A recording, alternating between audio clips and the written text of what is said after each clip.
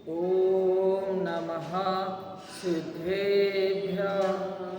ॐ नमः सिद्धेभ्यः।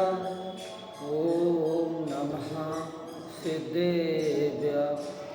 प्रणमो अर्हन्तारं प्रणमो सिद्धारं नमो आयरियाळं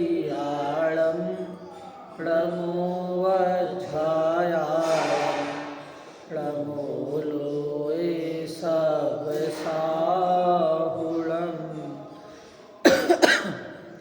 मंगलम भगवान वीरो मंगलम गौतमो गणी मंगलम कुंद कुंदाद्यो जैन धर्मोस्तु मंगलम। सर्वमंगल मांगल्यम सर्वकल्याणकारकम प्रधानम सर्वधर्माणां जैनं जयतु शासनम् जैनं जयतु शासनम् जैनं जयतु शासनम्। श्री जिन शासन गुरु नमो नानाविध सुखकार आत्म हित उपदेश करें मंगलाचार। सोहे जिन शासन में आत्मानुशासन श्रुत जाकी दुख हारी सुखकारी साची शासना। जाको गुण भद्र करता गुण भद्र जाको जानी भव्य गुण धारी भव्य करत उपासना। ऐसे सारे शास्त्र को प्रकाशे अर्थ जीवनी को बने उपकार नासे मिथ्या भ्रम वासना। ताते देश भाषा करी अर्थ को प्रकाश कर जाते मंद बुद्धि हो के होते अर्थ भाषना। जाते मंद बुद्धि हो के होते अर्थ भाषना। लक्ष्मी निवास निलयम विलीन विलयम निधाय हृदिवीरम आत्मानुशासन महं वक्षे मोक्षाय भव्यानां। जो लक्ष्मी के निलय रूप उन अविनाशी प्रभु को धार ग्रंथ रचु आत्मानुशासन भव्य जनों को भय शिव का।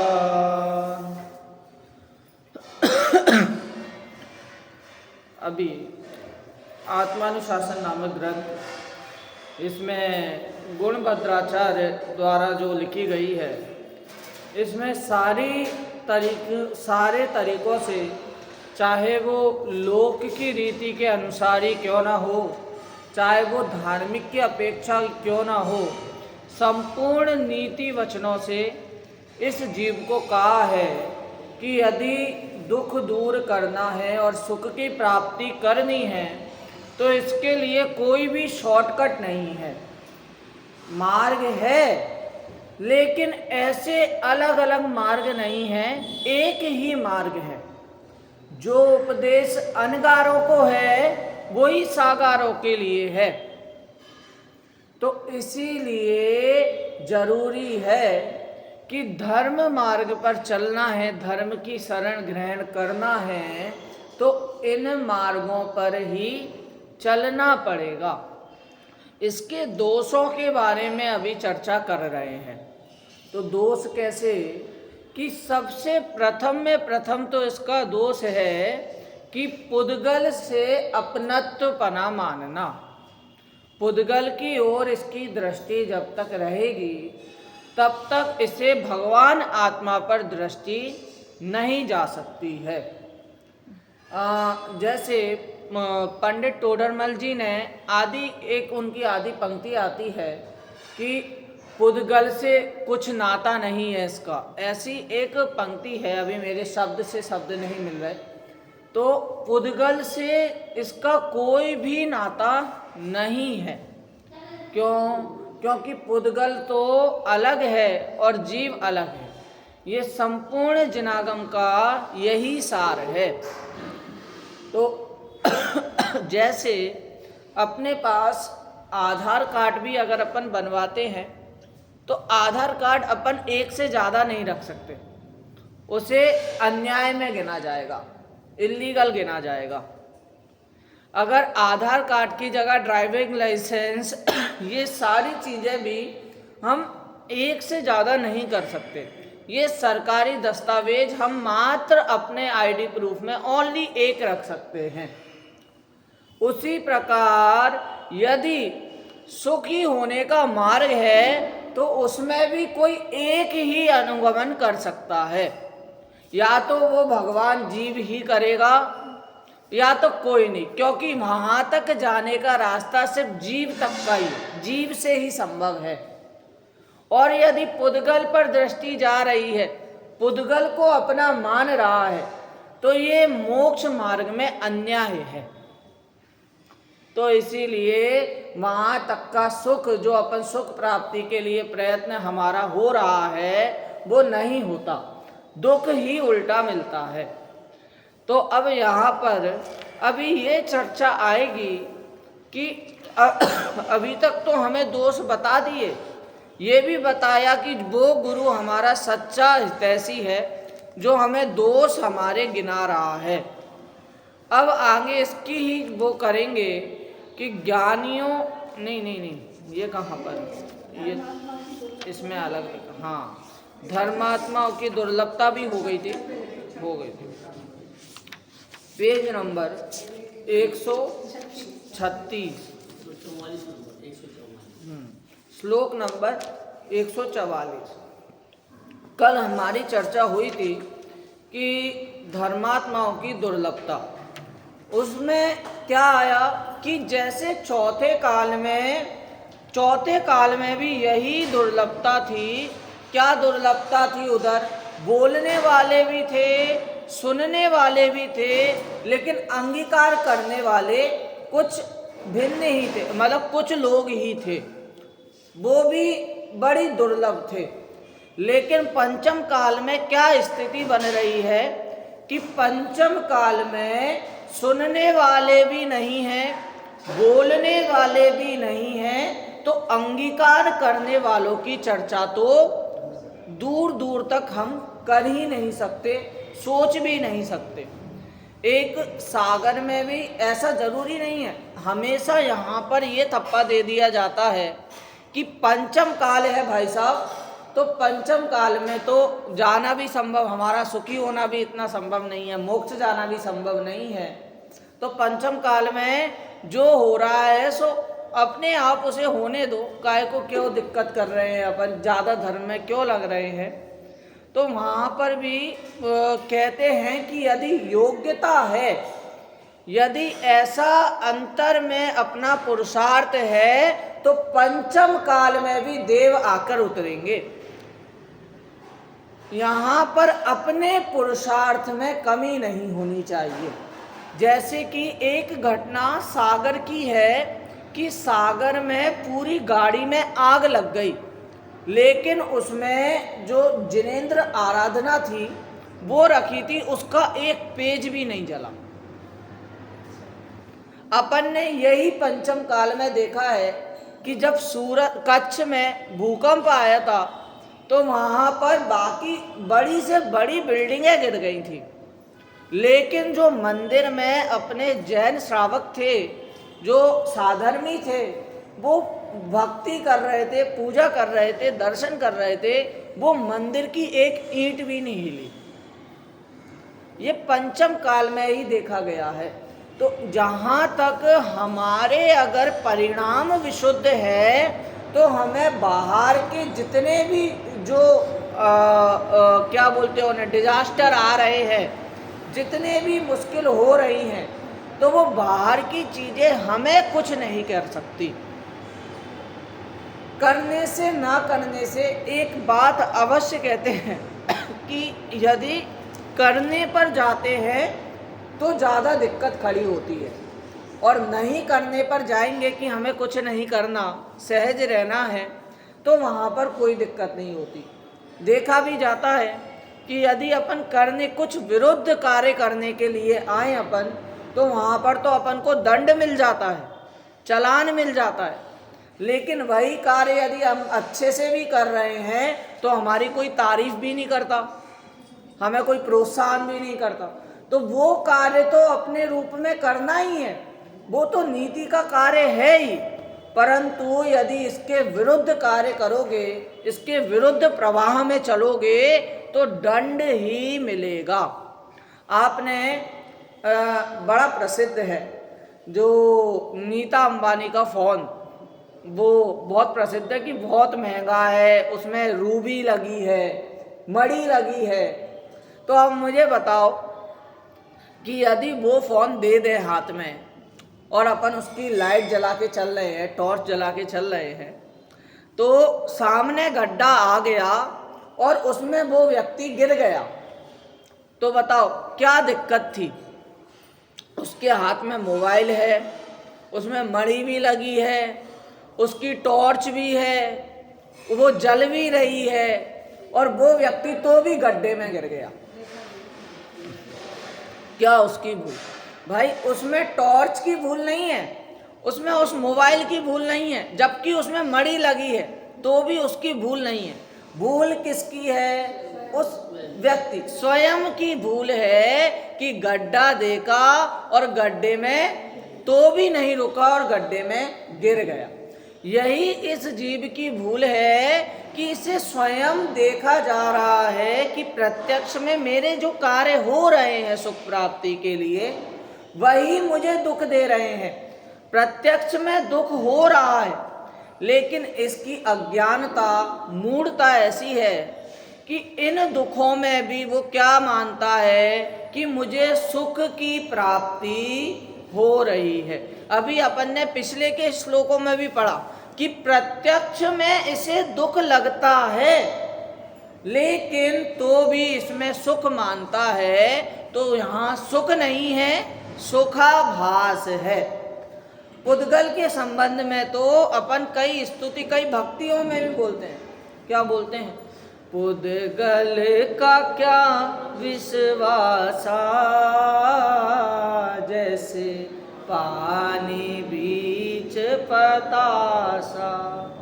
एक दिन ऐसा होगा लोगों, पशु चरेंगे घासा, इस तन पर हल चल जाएंगे और पशु चरेंगे घासा। मतलब कुछ भरोसा नहीं है। इस पुद्गल रूपी पर्याय, जो अपन को पुद्गल की पर्याय भी मिली है, नाम कर्म के उदय से मिली है। सबसे पहली बात तो यही कि ये कर्ज में मिली है। नाम कर्म ने अपन को भिक्षा दी है, दान में दी है।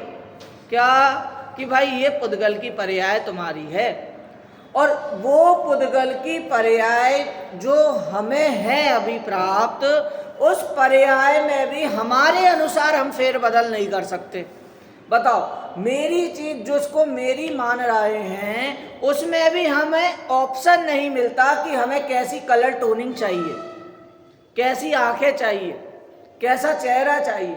अगर कलर टोनिंग मिले तो हमारे क्या से क्या देह हो, हमारी कितने आलीशान हमारा जिंदगी हो कि जब हमें पुण्य का ऐसे कलेक्शन करने को मिलेगा।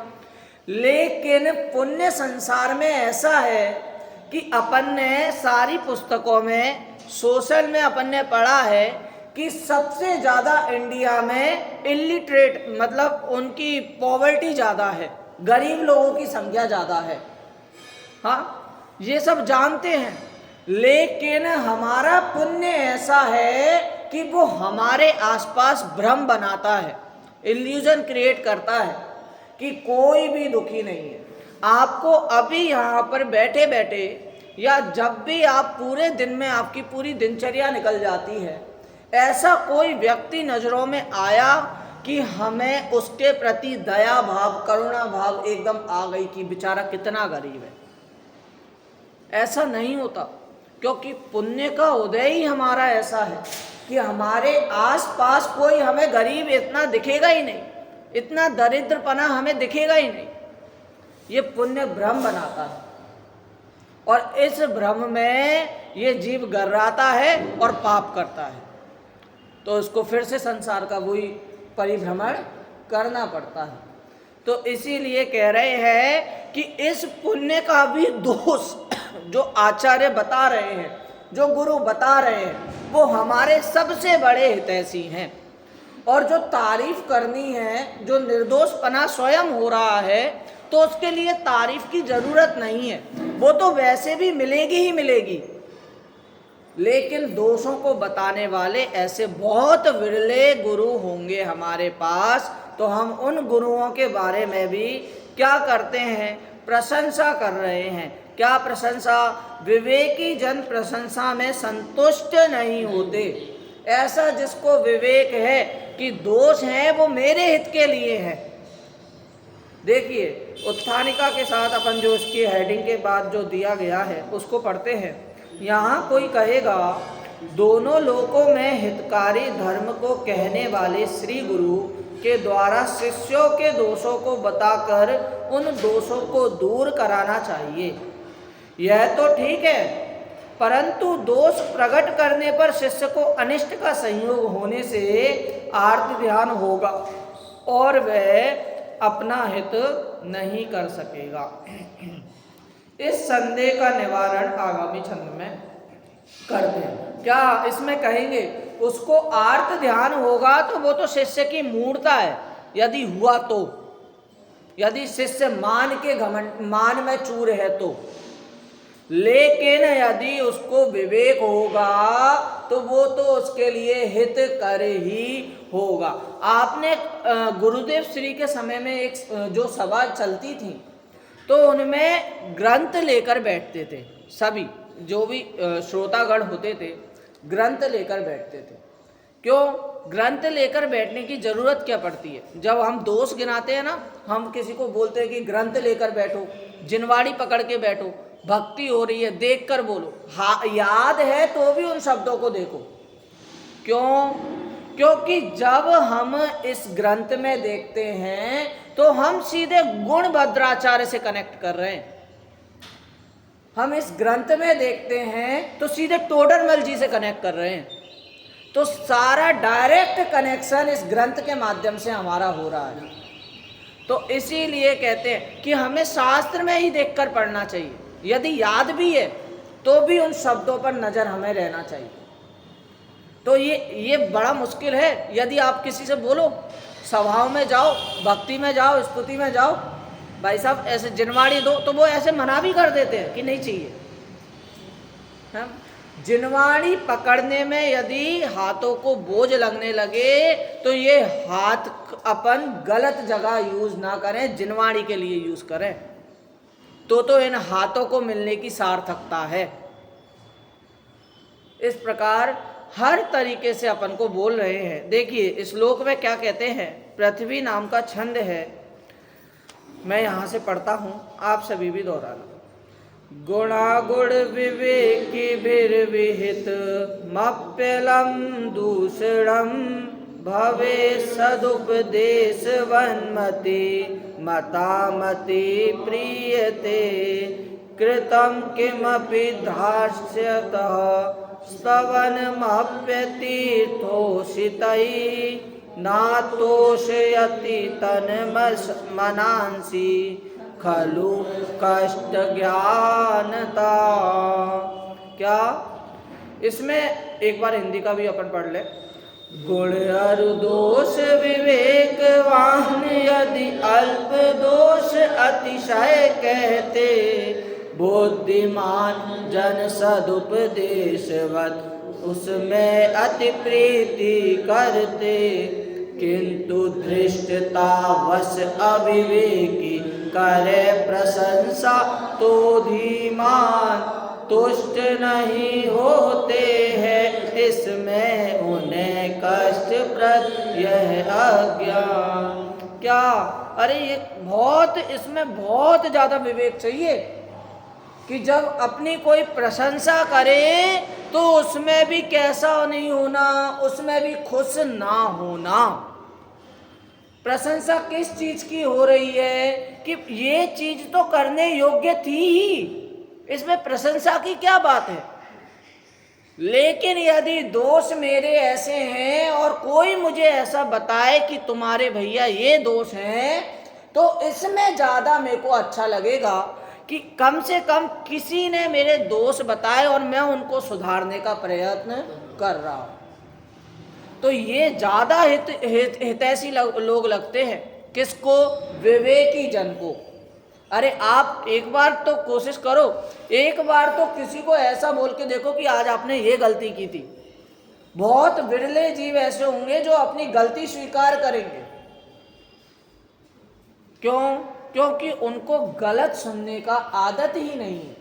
शुरू से सबने जो कहा है, वो जो कहा है, क्या कहा है कि जो मैं कहता हूँ वो ही सबकी प्रशंसा यहाँ पर करते हैं। यदि मैं यहाँ से भी प्रवचन करके यदि मैं उतरूं और कोई मुझे ये कह दे कि आज तो बहुत अच्छे प्रवचन किए, तो उसमें यदि मेरे को ऐसा लगता है कि भाई साहब हाँ मैंने किए, अच्छे किए, तो यहाँ पर तो मेरा यही सबसे बड़ा दोष कह देंगे। क्यों? प्रसन्नता में, अपनी प्रशंसा में प्रसन्न नहीं होना। मैंने कुछ दिन पहले भी एक वाक्य कहा था कि जो आप कुछ भी कहो पुस्तक है, उसमें तिरिया चरित्र में लिखा क्या कि जितनी इसे क्रोध की या वो दोषों की आग इसे नहीं वो घेरती ना, जितना उसको हानि नहीं पहुंचाती, उतना उसे प्रशंसा की चपेट चूर चूर कर देती है। किसे? इस व्यक्ति की बात चल रही है, जहां पर वो पंडित जी सारी पोथियों में लिखे आए थे, किसका? नारी का स्वरूप लिख के आए थे। हर जगह उन्होंने नारी के स्वरूप को पढ़ा था, मात्र उन्होंने शाब्दिक ज्ञान पढ़ा था। और एक जो नारी थी जो अनपढ़ थी, जिसने कुछ अभी तक पढ़ा लिखा नहीं है, उस नारी ने उन्हें नारी का वास्तविक स्वरूप बता दिया। किसके माध्यम से? प्रशंसा के माध्यम से। इतनी प्रशंसा की कि वाह आप जैसे गुरु मिले, वाह आप जैसे गुरु को तो हमारे यहाँ भोजन करने आना चाहिए।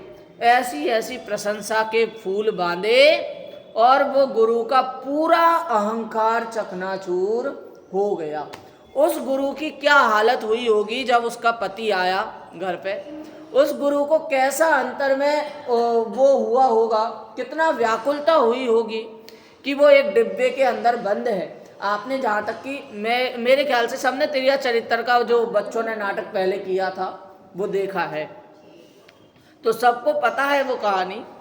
तो इस प्रकार एक प्रशंसा के वाक्य से उसे कितना ज्यादा, कितना मूल्य उसको चुकाना पड़ा। लेकिन यदि कोई उसको दोष बता देता तो वो दोष मानने तैयार नहीं होता, क्योंकि उसके अंतर में क्या था? मान था। उस तोते का दोष क्या था?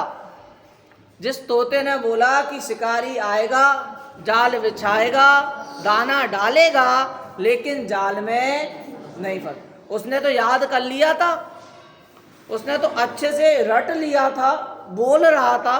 शिकारी आया, शिकार ने जाल फंसाया, दाना डाला, तोता उसमें फंस गया, लेकिन फंसते समय भी वो यही बोल रहा था कि शिकारी आएगा, जाल बिछाएगा, दाना डालेगा, लेकिन जाल में नहीं फंसना। अपन ने भी, हमने भी, सब ने संसार में याद करके रखा है कि भाई जीव अलग है, पुद्गल अलग है, कोई एक दूसरे का कर्ता धर्ता नहीं है। तो ये मात्र शाब्दिक ज्ञान में याद नहीं रखना, इसको अंगीकार करना है। यहाँ पर तो यही कहा ना कि चौथे काल में भी अंगीकार करने वाले कम थे, तो पंचम काल में पहले बोलने सुनने वाले सही मिल जाएं तो एक ही चीज बचती है, वो अंगीकार करना।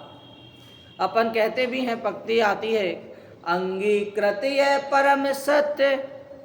हाँ, ये जो परम सत्य है इसे अंगीकार कर लिया तो बहुत बड़ी बात हो गई। आगे क्या कह रहे हैं यहाँ पर अर्थ में अपन देखेंगे। गुण दोष के विवेक से युक्त सत्पुरुषों द्वारा अपने दोष अधिकता से प्रकट करना भी बुद्धिमानी जीवों को भले उपदेश के समान अत्यंत प्रीति उत्पन्न करने वाला होता है। और धर्म तीर्थ का सेवन ना करने वाले अर्थात दुष्ट पुरुषों द्वारा धीटता से किया गया गुणानुवाद भी उन बुद्धिमान विवेकी जीवों को संतोष उत्पन्न नहीं करता, परंतु तुझे अर्थात शंकाकार को अन्यथा भाषित होता है। तेरी इस अज्ञानता से हमें खेद होता है। अर्थात उस अज्ञानी जीव शंकाकार ने आर्त ध्यान और रौद्र ध्यान का स्वरूप भी अच्छे से नहीं समझा।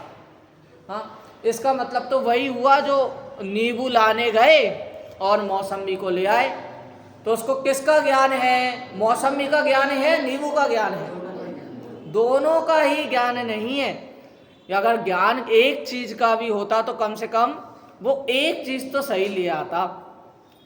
इस प्रकार यहाँ पर भी दोनों चीजों का ज्ञान नहीं है, आर्त ज्ञान का भी ज्ञान नहीं है और वास्तविक जो अपने सच्चे सुख रूपी पथ है उसका भी उसे वास्तविक ज्ञान नहीं है। भावार्थ, जो जिसका हित करना चाहता है वह वैसा ही कार्य करता है जिसमें उसके प्रिय का हित हो। इसलिए सत्पुरुष भी अपने प्रिय का अहित करने वाले दोषों को दूर करने के लिए उसके दोष प्रकट करते हैं। यदि वे उसके दोष प्रकट नहीं करेंगे तो अज्ञानी अपने दोषों को कैसे जानेंगे और दोषों को जाने बिना उन्हें दूर कैसे करेंगे? तथा जो जिस व्यक्ति से अपना लोभाधिक प्रयोजन सिद्ध करना चाहता है वह वही कार्य करेगा जिससे वह व्यक्ति प्रसन्न हो। इसलिए वह उस व्यक्ति के दोषों को भी धीटपने से गुण बताकर उसकी बड़ाई करेगा, क्योंकि यदि वह बड़ाई ना करे तो अज्ञानियों का मान कैसे बढ़ेगा, और यदि उनका मान ना बढ़े तो वे उसका प्रयोजन क्यों सिद्ध करेंगे? इस प्रकार सत्पुरुष दोष भी प्रकट करते हैं और अधर्मी प्रशंसा भी करते हैं। मूर्खों को उनके दोष बताना बुरा लगता है और प्रशंसा करना अच्छा लगता है, लेकिन विवेकी जन ऐसा मानते हैं कि यह मेरा भला करने के लिए ही दोष बता रहे हैं, यह तो मुझे अच्छी शिक्षा दे रहे हैं। इस प्रकार विचार कर वे उसे अच्छा ही मानते हैं। अपने प्रयोजन की सिद्धि के लिए दोषों को गुण बताने वाले तो ठग हैं, उनके द्वारा की गई प्रशंसा मेरा अहित करने वाली है। इस प्रकार विचार कर वे उसे अनिष्ट मानते हैं। क्या बोला कि भाई यदि कोई दोष नहीं बताएगा तो उसको पता भी नहीं चलेगा कि मेरे दोष क्या हैं, और वो उसी दोष में अपना मान प्रशस्त करते जाएगा, घमंड करते जाएगा। तो इसीलिए कह रहे हैं कि भैया बिन जाने ते दोष गुणन को कैसे तजिए गई है। यदि दोष का भी नहीं पता होगा तो क्या त्यागना है उसका भी पता नहीं होगा, और गुण का पता नहीं होगा तो क्या ग्रहण करना है उसका भी पता नहीं होगा। अब यहाँ पर और भी आगे के श्लोक में कहेंगे कि भाई साहब यदि दोष और गुण को जान भी लिया, बता भी दिया, मान भी लिया, चलो हमें पता चल गया कि हमारे दोष क्या हैं, लेकिन एक बार मान लिया तो इसका मतलब क्या हुआ? अब उन दोषों को दूर करने का उपाय देखो। तो ऐसे को ही ज्ञानियों में श्रेष्ठ कहा। कि श्रेष्ठ कौन? जो अपने दोष का अभाव करे और निर्दोष प्रवृत्ति को ग्रहण करे, अर्थात गुणों को ग्रहण करे, वही ज्ञानी एवं श्रेष्ठ है। इस प्रकार कहते हैं। बुद्धिमान पुरुषों को दोष प्रकट किए जाने पर अपने दोषों को देखकर उनका त्याग करना चाहिए और गुण देखने पर गुणों को ग्रहण करना चाहिए। यह बात आगामी छंद में कहते हैं। क्या कहते हैं, एक बार अपन पढ़ते हैं अनुष्टुप छंद। त्यक्त हेत्वन्तराक्षिपेक्षौ गुण दोष निबंधनौ यस्यादान परित्यागौ स एव विदुषाम्बरः। गुण दोषों के कारण से भी अन्य कारणों से निरपेक्ष करते हैं जो ग्रहण त्याग वे ही है ज्ञानी जन में श्रेष्ठ। क्या बोल रहे हैं कि भाई दुष्ट दोषों के कारण से ही अन्य कारणों से निरपेक्ष, क्या अन्य कारणों की अपेक्षा नहीं होना है। जो गुण हैं और जो दोष हैं उनको भली भांति जानकर एक को ग्रहण और एक को त्यागने की प्रवृत्ति जिसकी है उस ज्ञानी को श्रेष्ठ कहा है। ज्ञानी यहाँ पर किसको कहा, कौन सा ज्ञानी होना चाहिए? हाँ, कर्णानी योग का ज्ञानी होना चाहिए, द्रव्यानी योग का ज्ञानी होना चाहिए, चरणानी योग का ज्ञानी होना चाहिए। कौन से अनियोग की तरफ हो आप? हाँ, यहाँ पर ज्ञानी को कहा कि जिसको अपने परिणामों की संभाल है। कैसे परिणाम? कि जिसको पता है कि राग आए बिना ऐसी अवस्था में रहेगा नहीं जो हमारी गृहस्थ अवस्था है। ये भी बड़ी बात है। क्या कि लोगों के विकल्प ऐसे होते हैं कि भाई साहब हमसे स्वाध्याय में विकल्प आते रहते हैं, तो उसको भी कहते हैं कि अभी अवस्था तुम्हारी ऐसी है, गृहस्थ अवस्था है, तो उसमें विकल्प आए बिना रहेगा नहीं। लेकिन उन विकल्पों के प्रति भी द्वेष भाव, राग द्वेष भाव आदि नहीं करना। ये बहुत ही ऐसी बात हो जाती है। इसकी जैन धर्म की टर्मिनोलॉजी, मतलब इसके जो पक्ष अपन को एक टर्म्स एंड कंडीशन होती है ना, तो इसके टर्म्स समझना बहुत थोड़ा मुश्किल हो जाता है। किसको? अज्ञानी को। लेकिन जिसको इसकी बात पता चल गई तो उसका भी कल्याण बिना होए बिना रहता नहीं है। क्या है कि एक तरफ तो बोल रहे हैं विकल्प मत करो और दूसरी तरफ कह रहे हैं कि विकल्प आए बिना रहेंगे नहीं। तो वो किस लिए कह रहे हैं? वो नए प्रवेश के लिए कह रहे हैं।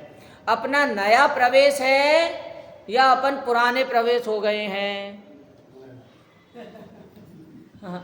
नया प्रवेश है। क्यों? अगर नया प्रवेश इसलिए कि अभी हमें पता है, शाब्दिक ज्ञान तो हमें पता है, लेकिन उसे अंतर में अंगीकार करना वो नहीं पता, तो अभी तक हमारा नया प्रवेश है। कोई यहाँ पर कहे कि भाई हम तो इतने सालों से मंदिर आ गए, कुछ पता भी है? हमारी उम्र क्या है तुम्हें पता है? हमने कब से मंदिर आए? ये मंदिर हमारी आंखों के सामने बना है, तब से हम मंदिर आ रहे हैं। अरे तो भी नया प्रवेश कह दिया। क्यों? मंदिर आना नहीं कहा। मंदिर आने से नहीं होता कुछ, मंदिर आकर परिणामों से होता है। तो इसीलिए यहाँ पर दोष और निर्दोष के संबंध में चर्चा करना उचित समझा आचार्य देव ने। क्या कह रहे हैं? अर्थ अपन देखेंगे। अन्य कारणों की अपेक्षा छोड़कर जो जीव गुणों और दोषों के कारण ही ग्रहण और त्याग करते हैं वे ही ज्ञानियों में श्रेष्ठ है। ऐसी निर्दोष प्रवृत्ति को जो ग्रहण करते हैं। इसीलिए तो हम कह रहे हैं, क्या कह रहे हैं? जग के दुख की तो परवाह नहीं है, स्वर्ग सुख की भी चाह नहीं है। क्या कि भाई साहब हमें ना जग की दुख की परवाह है, ना स्वर्ग के सुख की परवाह है। परवाह अर्थात हमें चाह नहीं है। हमें तो मात्र किसकी चाह है? हमें प्रभु बस इतनी ही चाह है कि हमारा कल्याण हो, सबसे पहले मैं अपना कल्याण देखूंगा। क्या कह रहे, आज यहाँ पर जिनवाणी में भी लिखा है ये बात, जिनवाणी में भी लोक के बारे में लिखा है। लोक में क्या होता है, पहले स्वयं का कार्य सिद्ध हो तब तो हम दूसरों का कार्य सिद्ध करेंगे, तब तो हम दूसरों की मदद करेंगे, दूसरों की सहायता करेंगे। परंतु जब स्वयं ही दीनहीन हो तो दूसरे का हम सत्कार किस प्रकार कर सकते हैं।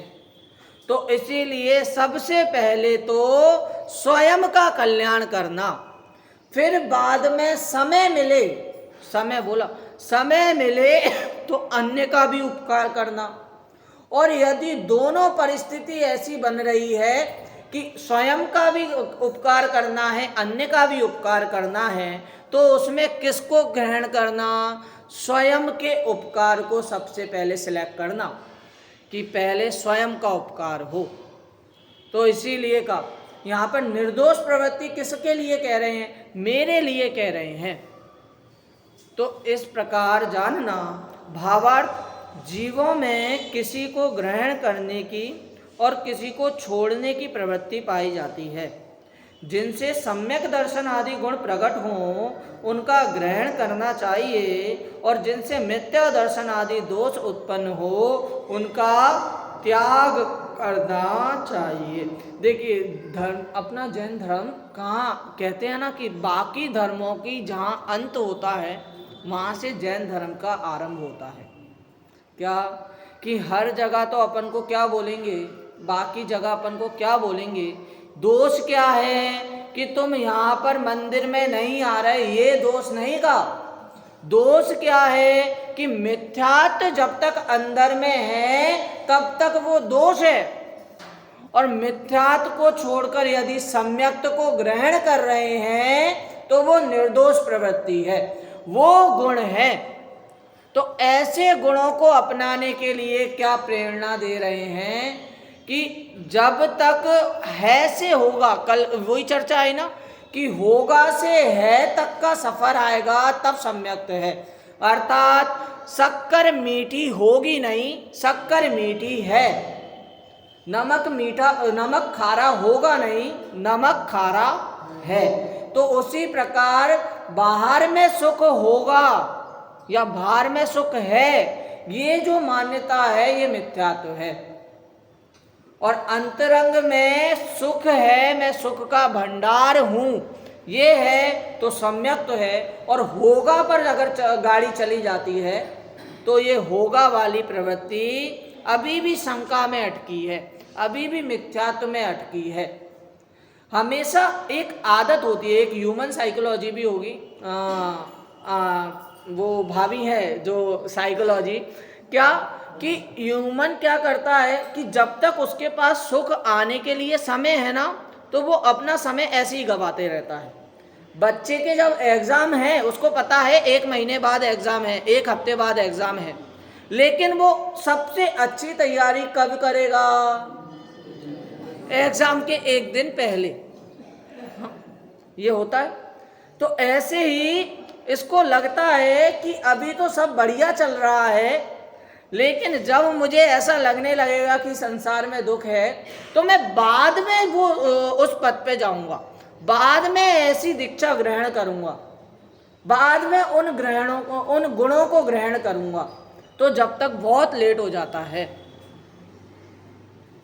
क्या यहाँ पर भी अपन को क्या मिला, घर पे भी यही बोला ना कि 5वीं कर लो, 5वीं बोर्ड हो गई ना, 5वीं कर लो तो सुखी सुखी हो, 10वीं कर लो तो मजे ही मजे हैं, 12वीं कर लो तो मजे ही मजे हैं, ग्रेजुएशन कर लो तो मजे में। अब इतना सब हमने कर लिया, फिर बात कहाँ अटकी, शादी कर लो तो मजे ही मजे हैं।